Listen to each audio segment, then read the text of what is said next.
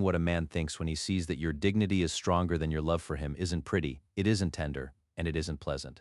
It's devastating to his ego, because here he doesn't just lose affection, he loses position. This video doesn't exist to comfort you or inflate your self-esteem. It exists to show you the exact psychological mechanism that activates when he discovers he can no longer have you at any price. And when that happens, nothing feels the same for either of you. Here you'll hear the 6 real mental stages his mind goes through when your dignity prevails, from initial confusion to inner breakdown, to the point where the dynamic reverses forever. If you leave before the end, you'll miss the most dangerous and decisive part, the one that separates the woman who gives in again from the woman who will never be taken for granted again. This isn't just any content. It's the message you need to hear in full if you don't want to lose yourself again for love. I've gathered all of this. The moment when you stop being negotiable, dignity that becomes structure and not hardness, the return to yourself, step by step, in a book called The Art of Detachment, How to Reclaim Your Power When the One You Love Pulls Away. It's not a manual of techniques to win someone back. It's a guide to stop betraying yourself in the small things and return to your center, even when it's scary. If these words are reaching you inside, the complete journey awaits you. You'll find the link in the description, and when you're ready, it's yours. Jung warned that no one confronts another human being without first confronting their own shadow. And that's exactly what happens here. Your dignity forces him to see what he had avoided. If any of this is already resonating with you, subscribe and write "I read myself" in the comments. So YouTube understands that this reflection deserves to continue. Because if you hear it at the right moment, it doesn't change your mood. It changes the inner structure from which you love. Listen carefully, because here we're breaking a very common fantasy. A man doesn't realize he's losing you when you leave. He realizes it when he can no longer move you internally. It's not a phrase, not an announced boundary, not an emotional scene. It's a silent shift in inner position, and when it happens, he perceives it long before he can explain it in words. I want to make this concrete with a real case. Chris Bell came to consultation with a story that repeats itself more often than you'd imagine. Affectionate, deep, committed, she didn't beg, didn't chase, didn't make scenes. From the outside, anyone would have said she has dignity, but internally she was negotiating in silence, justifying absences, waiting too long, tolerating small inconsistencies so as not to be inconvenient, until something changed, not outside, but inside. And that movement activated the first real rupture in his mind. For years, Chris Bell confused patience with mature love. She thought that understanding meant yielding, that adapting meant taking care, and without realizing it, she taught her inner system and his that her space could expand without breaking. Every long wait, every lukewarm response, every accumulated never mind formed a silent dynamic. There was no malice, but there was no growth either. Because when you adapt too much, the other never feels the urgency to get their act together, and this is felt, even if it's not said. The break didn't come with a slammed door or with tears. It came the day Chris Bell stopped over-explaining herself. Something didn't add up for her, and she didn't justify it anymore. Something irritated her, and she didn't swallow it anymore. She didn't leave, didn't threaten, didn't complain. She simply stopped betraying herself in the small things. This gesture, as invisible as it was radical, reconfigures everything. Because when you return to yourself, your energy stops asking, stops adapting so the other doesn't leave, and this is felt as an immediate loss of access. Here appears the first male mental reaction. It's not fear yet, it's discomfort. He doesn't understand what's changed. He only feels that something no longer reacts the same way. Your silence weighs differently. Your boundaries don't sound defensive. Your presence no longer offers itself as before, and this forces him to observe, not to take care of you, but to reposition himself. Because when a woman stops being negotiable without announcing it, the man faces a new sensation. The dynamic he took for granted is no longer guaranteed. Jung would say that at this point the shadow activates. That part of the psyche that reacts when it loses emotional control, not dominance, access. He doesn't think I'll lose her. He thinks something deeper. I no longer understand from what position to relate to her. Before, when Chris Bell left, he lost a woman. Now when she left, he lost a comfortable inner position, and this disrupts more than physical absence. Because love can be replaced, embodied dignity cannot. It's important that you see this clearly. This doesn't happen when you leave. It happens when you make 3 inner movements. You stop staying where your body tenses to maintain the relationship. You stop explaining yourself to someone who isn't willing to listen to you. You begin to make small decisions that are in agreement with you, even if the other doesn't like them. Not to provoke, but to respect yourself. When you do this, you don't become cold, you become clear. And clarity is deeply intimidating to someone who is comfortable in your emotional ambiguity. The man begins to measure. He observes times, words, reactions, not because you're manipulating him, but because you've stopped manipulating yourself, so he'll stay. Here his fantasy breaks. She's always there, and when this certainty falls, his mind goes on alert. It's not love yet, it's reordering, because no one appreciates what seems unconditional, but appreciates what has silent boundaries. This is the true beginning of psychological respect. Many women believe that dignity is hardness. No, dignity is inner coherence maintained over time. Crispell didn't become distant, she became whole, and this activated a dangerous question in him. What place do I occupy now? You're no longer a reaction, you are presence, you no longer chase, you choose. And this constant choice without words disarms every dynamic based on comfort. There's no punishment here, there's structure, and structure brings order more than any declaration of love. This step is silent but irreversible, because once your system learns it doesn't have to tense up to love, it can never go back. He feels it, even if he doesn't name it. He knows something has changed, that he can no longer count on your emotional flexibility, and this forces him to define himself, grow, or withdraw. Both options arise from the same point, your return to yourself, not from an external threat, but from an inner integrity that's no longer negotiable. I want you to hold this phrase as an anchor, because it changes the entire chessboard. I don't have to leave to stop being negotiable. I have to return to myself. When you integrate this, the bond stops holding together by inertia, and the male mind, losing comfort, begins to compare. Not you with the past, but with any other woman who doesn't embody this level of coherence. And there's something even deeper begins. Because your dignity activates more respect than all the love you've given. Because without you realizing it, he begins to measure what he had with you against what he can no longer obtain so easily now. This is the moment when the inner game becomes irreversible, and when you stop being a memory to become a reference. It hurts, but it liberates. Love, when it has no structure, becomes landscape. It's there, it sustains but doesn't order. What truly reorganizes a man's mind is the inner form from which you love. When you love without abandoning yourself, when you don't shrink to adapt, he can no longer read you from comfort. And this silent, firm change weighs more than any emotional promise you made before. The common mistake is believing that giving more love generates more commitment. No, it generates more habit. Dignity instead introduces a new variable, consequence. Not punishment, not coldness, coherence. Jung explained that the psyche respects what has contour. When you have clear internal boundaries, the other perceives that there's something they can't cross without transforming themselves. And this arouses respect even before desire, because now he doesn't possess you emotionally. He must position himself before you. Here, an unconscious confrontation occurs. He begins to make contrasts. He doesn't verbalize it, but he feels it. Your current presence against the past version that always adapted, your calm against your old waiting. And this contrast generates internal tension. Because before your love was guaranteed, now your access isn't. And when access stops being secure, the male mind enters evaluation, not romantic, strategic. Do I rise or lose this place? This question marks a before and after. Many women believe this is manipulation. No, it isn't. Manipulating would mean changing to provoke a reaction. Here you don't change for him, you change for coherence with yourself. And this is felt differently. Your energy no longer pushes, doesn't ask, doesn't adapt. It is, and this stable presence without effort disarms more than any speech, because he can no longer lean on your emotional flexibility to remain the same. Now he must grow or feel uncomfortable until he leaves. In consultation, this point appears in their confused phrases. I don't know what's happening to me, I perceive her differently. It was simpler before. Simple isn't love, it's access without consequences. And when this is lost, something new appears. Real attention, not always healthy, not always mature, but finally, attention because your dignity has forced his system to wake up, not from fear of losing you physically, but from the feeling of losing an inner place that gave him security without effort. This is where many doubt and take a step back. When he begins to approach differently, to measure, to be more attentive, the temptation to give in again appears, and there everything is decided. Because if you use your dignity as a strategy, it dilutes, but if you maintain it as identity, it solidifies. Jung would say this is the moment when the bond stops being projection and becomes conscious choice, and not everyone is ready to choose from there. Your dignity doesn't guarantee he'll stay. It guarantees something more important, that you won't lose yourself. And paradoxically, this is what has the most impact, because you no longer move from fear of losing him. You move from respect for your inner axis, and this emotional autonomy changes the balance. He's no longer the evaluator. Now he's the one who must understand if he can be up to the coherence you embody without announcing it. This respect isn't born from sacrifice. It's born from boundaries, not from drama, but from maintained calm. When you don't react from the wound, but from clarity, he can no longer play at the same level as before, and this makes uncomfortable, but also awakens, because dignity doesn't seduce like bonding, but leaves a trace that doesn't erase easily, not even when the relationship ends. And you become the inner reference, not the romantic memory. I want you to see this without idealizing. Some men grow in the face of this, others withdraw.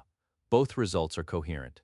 What changes is that you no longer negotiate your center to hold on to someone, and when your love is born from there, it stops being a constant offer, it becomes shared choice. This is the difference between being desired and being respected. And the male mind, even if it doesn't admit it, always knows when it's facing the latter. And what happens when he begins to feel fear? Not of losing you, but of not being enough to keep you. Their contradictory behaviors appear, approaches and withdrawals, silent tests. And if you don't understand this point, you can confuse intensity with love. But if you understand it, you'll remain firm, while the dynamic completely reverses from within. It's not the childish fear of losing you, it's the adult fear of not being up to par. Here, the male mind enters contradiction. He wants to approach, but fears exposing himself. He seeks you and then withdraws, not because he's playing, but because his identity is reorganizing. Your dignity forces him to look at himself without the cushion of your availability, and this activates an inner anxiety, even if externally he shows calm or distance. This fear doesn't express itself with clear words. It appears as ambiguity, lukewarm messages, intense gestures. He tests if you're still there, but no longer from the same place. And when he realizes you don't react like before, that you don't chase or complain, the unease grows, because now he can no longer regulate himself through your emotional reaction. Carl Jung would call this a confrontation with the true self without masks, and not everyone knows how to bear that inner gaze. Many women misinterpret this moment. They confuse intensity with progress. They believe intermittent closeness is a sign of nascent love. It's not always so. Sometimes it's just a system trying to regain control. Your task isn't to decipher it, but to remain firm. If you don't move from fear, if you don't fill the voids, he faces something new, his own void. And this encounter can transform him or push him to flee. The important thing is this: listen to it calmly. Your dignity doesn't accelerate processes, it reveals them. If he approaches from presence, you'll feel it. If he approaches from fear, you'll feel it equally. The difference lies in stability. Love born from fear needs constant proof. That born from respect seeks in you, not abandoning your center, become the natural filter that distinguishes one from the other without saying a single word. At this point, the dynamic has already begun to reverse. Before you were the one who measured times, words, gestures, now it's him. He observes if you're still available, if something loosens, if you go back to adapting. And when you don't, a sensation appears uncomfortable, but revealing. He no longer has me secured, not because you're leaving, but because you're no longer dependent. It's this emotional independence that reorganizes more than anything his perception of value.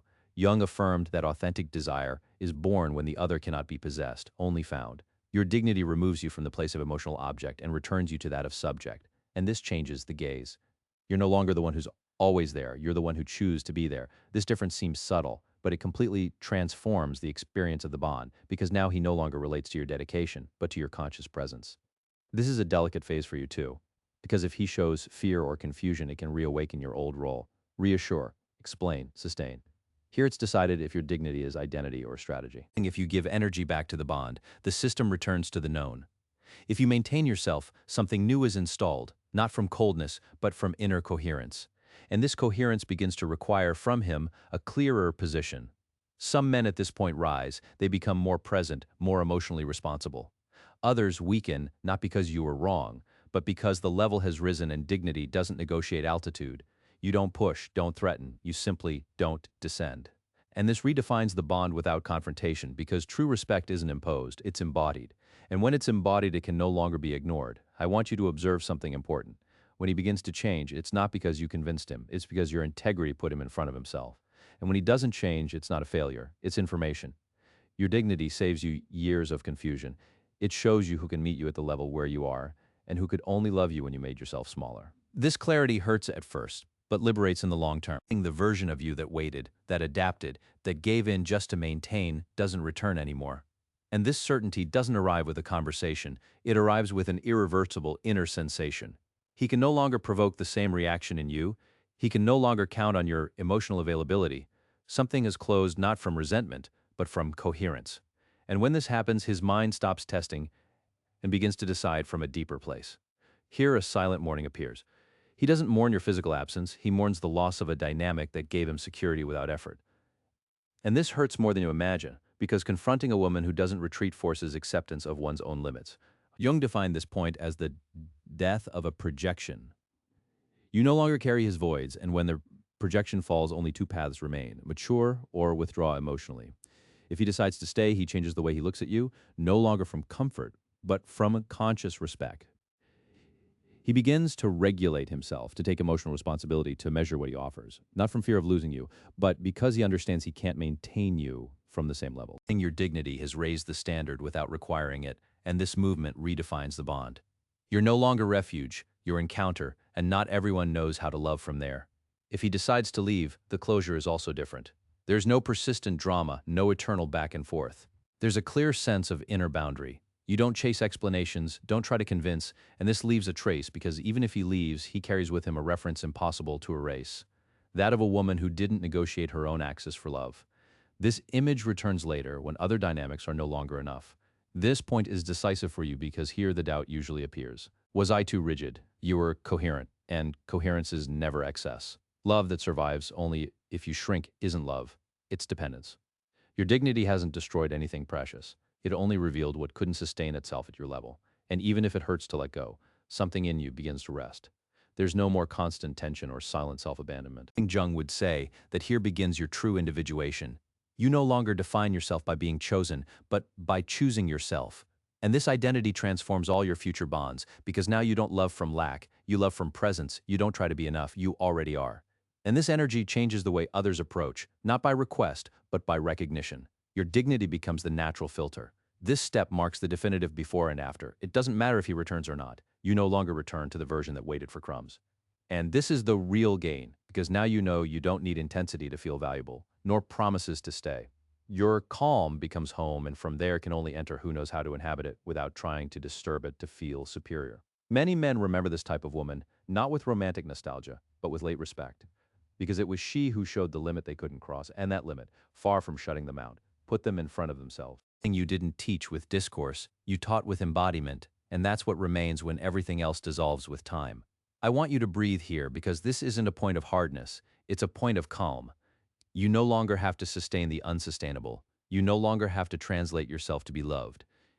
Your dignity hasn't isolated you, it has ordered you. And when you're ordered within, the exterior begins to respond differently. Not always fast, not always simple, but always more authentic. Here, you no longer act from the past, you act from presence. Your decisions don't seek an effect, they seek coherence, and this is noticed. Your yes has weight, your no rests. There's no urgency to define something because you're already defined from within. This stability changes the way others read you because there are no more emotional cracks through which to enter to negotiate your value. At this point, love stops being a continuous test. You no longer need signals to feel secure. Your body is aligned with your boundaries, your word with your actions, and this congruence, so simple and so rare, becomes magnetic, not through seduction, but through clarity. Whoever approaches perceives it, and whoever can't sustain it withdraws without noise. Dignity doesn't argue, it orders the field. Here something subtle happens. You begin to notice you no longer hook onto vague promises or intensity without direction. Your system recognizes the difference between presence and spectacle. This saves you time, energy, illusions. You don't become demanding, you become precise. And emotional precision is a language understood only by those who are ready to connect without games. The rest falls away on its own without jolts. Jung spoke of integration as the act of stopping fragmenting yourself to please others. That's what you do here. You no longer separate what you feel from what you allow. You don't negotiate your intuition to maintain a bond. And when someone tries to cross a boundary, your body reacts before your words. There's no anger, there's an elegant withdrawal, and this withdrawal, far from closing the heart, protects it.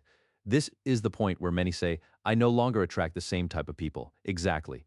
Because you no longer transmit from lack. Your dignity changes the frequency. You no longer call those who need to be held, but those who know how to hold themselves. And this doesn't guarantee quantity, it guarantees quality. Less noise, more truth, less fear, more choice. Your love life doesn't simplify because you love less, but because you love yourself better. Here, the memory of him loses strength, not because he wasn't important, but because he no longer occupies the center. The center is you, and from there the past is ordered without resentment. You're grateful for what you learned and you move forward. There are no open accounts, there are inner closures. This is the true liberation, not when the other returns or asks forgiveness, but when you no longer need him to be at peace.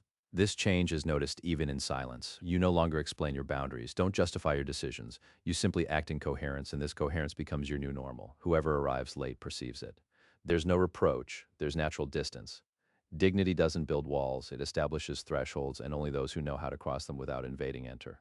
When you look back, you understand something important. You didn't lose love. You gained inner structure, and this structure is the foundation of every healthy bond. Without it, love overflows and wounds. With it, love contains itself and grows. Jung would say that here the bond stops being compensation and becomes a true encounter. Two emotionally adult people who choose each other, who don't need each other. This is the legacy of your dignity, not changing anyone, but moving yourself to another place, leaving the role of constant option and inhabiting that of conscious choice. And from there, everything reorganizes: your relationships, your energy, your decisions. You no longer chase, you attract presence. You no longer fear losing. You trust in your capacity to choose better. And now, at the close of this cycle, remember this, because it contains everything that precedes it. Your dignity doesn't distance you from love. It brings you to the right one. It doesn't make you inaccessible. It makes you authentic. And when you're authentic, love stops being a struggle and becomes a home. From here, you don't go back because you no longer seek to be chosen. You choose yourself. And you no longer act from reaction. You act from identity. This is the point where dignity stops being a concept and becomes your natural way of being in the world. You don't ask yourself what to do so the other stays. You ask yourself if that bond honors what you are now. And this silent question guides every decision. There's no urgency, no fear. There's a firm calm that's no longer negotiable. Here, something profound happens. Your nervous system learns that love doesn't have to hurt to be real. You no longer confuse intensity with connection or sacrifice with commitment. Your body recognizes when something is healthy and when it's not. And this inner intelligence saves infinite explanations. You don't have to close cycles with words. You close them with coherence, and that coherence is felt even in your silence, even when you say nothing. Many men don't forget a woman like this, not because she was perfect, but because she was whole, because she didn't betray herself to be chosen, because she showed without speaking what someone who respects themselves looks like. Jung said that what isn't integrated repeats itself, and you've broken the repetition. So you've become an inner reference point for those who've known you. Not everyone recognizes it immediately, but everyone remembers it. This is the point where love stops being a psychological game. There are no more tests, strategies, roles to maintain. There's presence, there's reciprocal choice, and if there isn't, there's still peace because your value no longer depends on being desired, but on being faithful to yourself. This inner faithfulness is the foundation of every bond worth living. Without it, everything is negotiated. With it, everything is ordered. I want you to listen to this with gentleness. Not everyone can love you from this level, and it's not a loss. It's a natural purification. Your dignity doesn't exclude, it filters. It lets in those who can sustain a relationship without depending on your self-sacrifice. And even if the path becomes more selective, it also becomes lighter. Less noise, less confusion, more truth. When you integrate all this, you no longer look back with guilt, but with understanding. You understand why you gave in, why you waited, why you adapted, and you also understand why you can't anymore. Not because you're hard, but because you've grown. And growing means letting go of old versions of yourself. This too is self-esteem, one that doesn't have to prove itself, only sustain itself. And Carl Jung spoke of individuation as the most courageous act of the human being, becoming what you truly are, even if this means losing bonds that existed only through dependence. You've traveled this path, and so you've changed the way you love. Choose and let yourself be chosen. You no longer seek to complete yourself. You share from your fullness. This is the love that doesn't consume itself. If this message has reached you, stay a moment, put a like and subscribe. And if you want to carry all this with you, not as the emotion of a moment, but as an inner structure that stays, the book The Art of Detachment is there below in the description. It's the way to continue this journey when the video has ended. Small gestures that make this space grow together with you, and tell me in the comments which part touched you most. Because when we share from truth, YouTube favors what we choose together. And this type of reflection only reaches those who are ready to hear it. Don't forget this when you close the video. Your dignity isn't a barrier, it's a lighthouse. It doesn't chase away love. It orients it, and whoever comes toward you from now on will come knowing they can't take you for granted, but can find you through choice. This is the difference between a bond that consumes and one that sustains. Today, you don't leave with techniques, but with an embodied truth. You don't have to prove your value, nor convince someone to stay. Your simple presence, aligned and firm, already says everything. As a final reminder, integrate it in a phrase that will accompany you from now on because it defines your new place. I am the boundary that teaches how to truly love.